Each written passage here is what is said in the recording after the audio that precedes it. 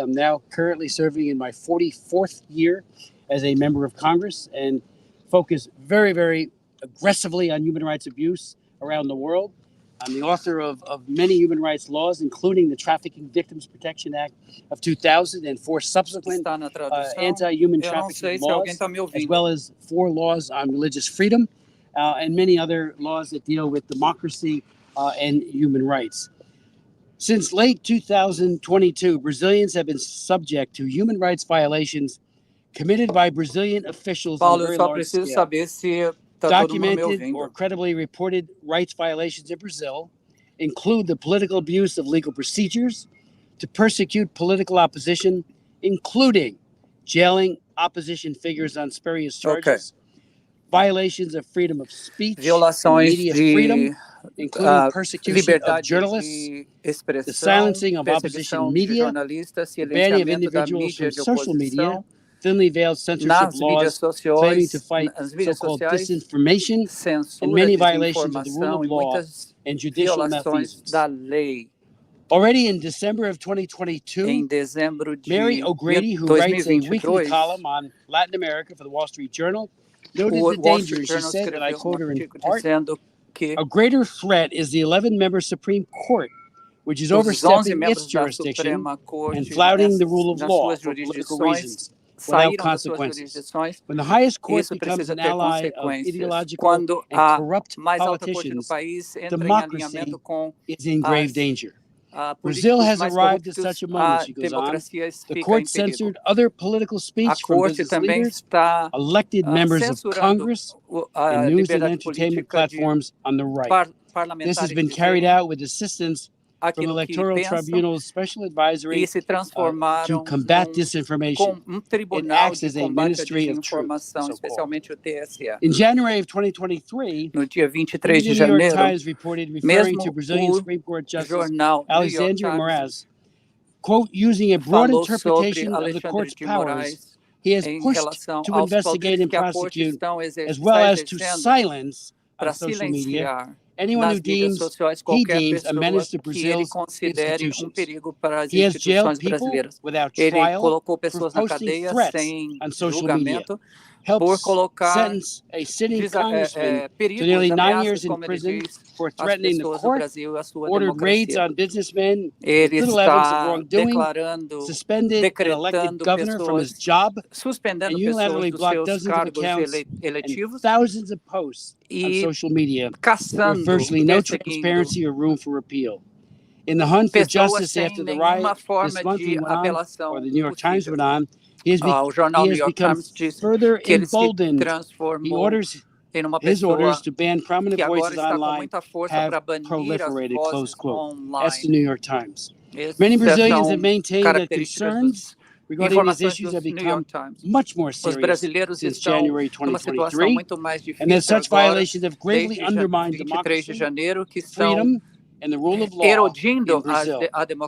As chairman of the Global Human Rights Committee, I am committed to supporting internationally recognized human rights in Brazil and to conducting oversight on the response of the U.S. government to these violations. I will chair a hearing on human rights abuse in my subcommittee in the coming weeks.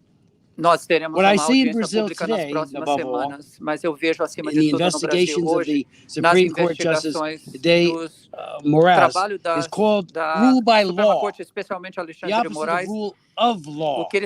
Rule of law is supposed to put aside law outside of politics, so that the same laws apply equally to all people. Rule by law, in contrast, means that while some forms and procedures of law are maintained, the law is used selectively as an instrument of political power.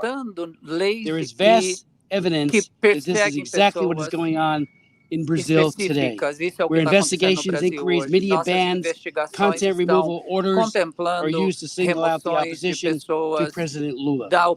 I am preparing legislation that will address these issues. We will call it the Brazil Democracy, Freedom, and Human Rights Act, and I hope to be introducing it very shortly.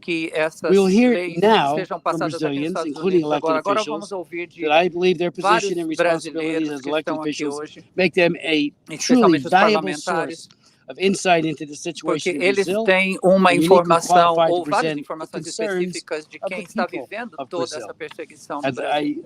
we will be joined, I believe, by Congressman Ronnie Jackson as well, who has expressed he's a rear Aqui admiral for estou 25 years está of me naval acompanhando service, a o member of Congress from the great state of Texas.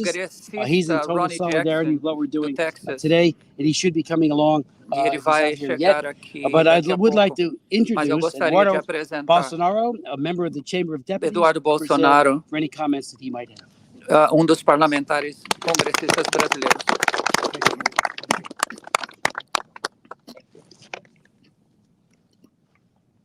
First of all, thank you, Chris, to give us this opportunity. Primeiro, We're very muito honored, obrigado and we want to bring here some light for what is going on in Brazil.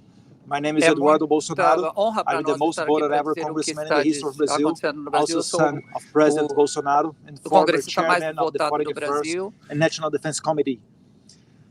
I have always warned in my speeches in the Congress about dangers of my country turning into a Cuba or Venezuela with their concentration camps. Sobre o perigo de Today, o nosso parlamento se transformar, o nosso país se transformar na Venezuela. E hoje the Gulag. And for those who think I'm estamos aqui para exaggerating, mostrar I will para o cite mundo o que here está acontecendo few no simple Brasil. names. Nós, Felipe Martins, eu tenho the international alguns advisor nomes to para President apresentar. Bolsonaro, Felipe Martins, as Jared dos Kushner assessores was to President internacionais Trump. do A Bolsonaro, brilliant young como man in his Kushner 30s with a promising future, imprisoned by an exception tribunal, jovem com accused of a uma coup carreira d'etat brilhante à never frente. attempted or planned, and without the hope of Ele é minimally acusado de fair crime que ele treatment, nunca as cometeu. due process Não teve and broad defense no longer tratamento exists in justo. Brazil.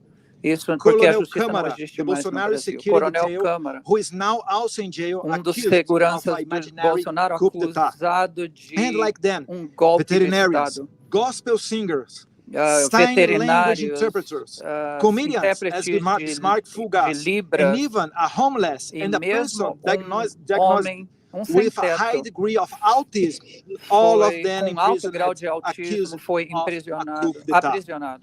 It's very clear that all this oppression and cruelty is just a step towards the ultimate goal to imprison my father, the president who dared to put the interests of Brazilians first. My father is now persecuted and slandered in the most various ways.